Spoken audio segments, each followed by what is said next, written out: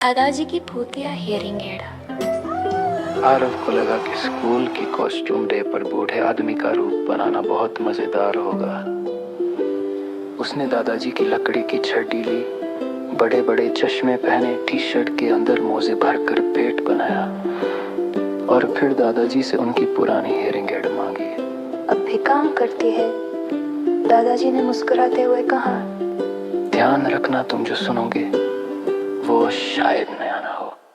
आरव हंसा और जैसे ही उसने हियरिंग एड कान में लगाई सब कुछ बदल गया।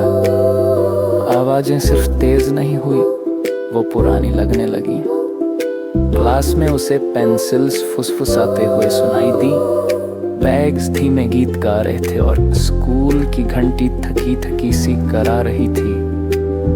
लेकिन असली चौंकाने वाला पल तब आया जब स्कूल के बाद वो लाइब्रेरी में अकेला बैठा था और अचानक किसी ने उसके कान में फुसफुसाया, नॉक। आरव चौंका। कौन? उसने अपने आप कहा। लंबी चुप्पी, फिर मैं पंचलाइन भूल गया। आवाज हल्की खुरद रही थी, जैसे सदियों से चल कर आए हो। फिर एक और आवाज आई, धीमी बूढ़ी किसी अनजानी भाषा में लोरी गा रही थी। और भी आवाजें, सब गर्मजोशी से भरी, हंसती गुनगुनाती, ऐसे सवाल पूछती जैसे क्या किसी ने कद्दू की पाई बनाई। यहाँ मेरा ऊन का गोला कहाँ गया? आरव समझे, ये भूत हैं, लेकिन डरावने नहीं। ये दोस्ताना भूत थे, बूढ़े लोगों की यादें जो शायद दादाजी की हियरिंग एड में रह गई थी। वो डराने नहीं, बातें करने आए थे। पूरे शाम आरव सुनता रहा। एक भूत ने ऐसी प्यारी लोरी गाई कि उसकी बिल्ली भी सो गई। एक ने नाइन चंटवार की सबसे स्वादिष्ट अचार सैंडविच की रेसिपी दी।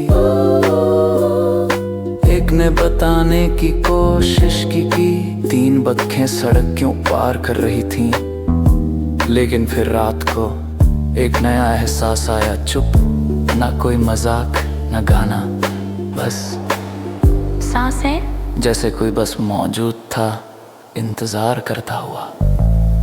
आरव ने पूछा, हेलो? कोई जवाब नहीं।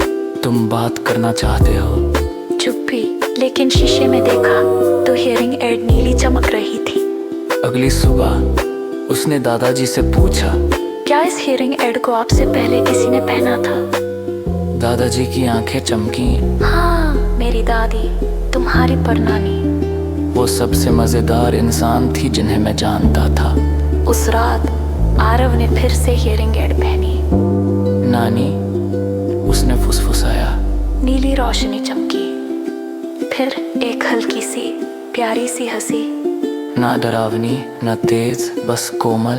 उसके बाद आरव ने ध्यान से सुनना शुरू किया, सिर्फ भूतों की नहीं, लोगों की भी। उसने दादाजी की कहानियां सुनी, मम्मी के गाने, बहन की यूनिकॉर्न वाली कहानियां। उसने जाना कि कई बार सबसे धीमी आवाजें ही सबसे गहरी सच्चाई लाती हैं।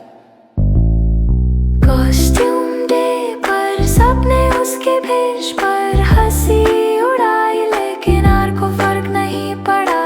उसके कान में कई दोस्ताना भूतों की आवाजें थी। क्या मौज बनाई है, कमाल की छड्डी। तुम मुझे मेरी पड़ोसी की बिल्ली जैसे लगते। और एक आवाज सबसे धीमी बोली, शुक्रिया मुझे सुनने के लिए।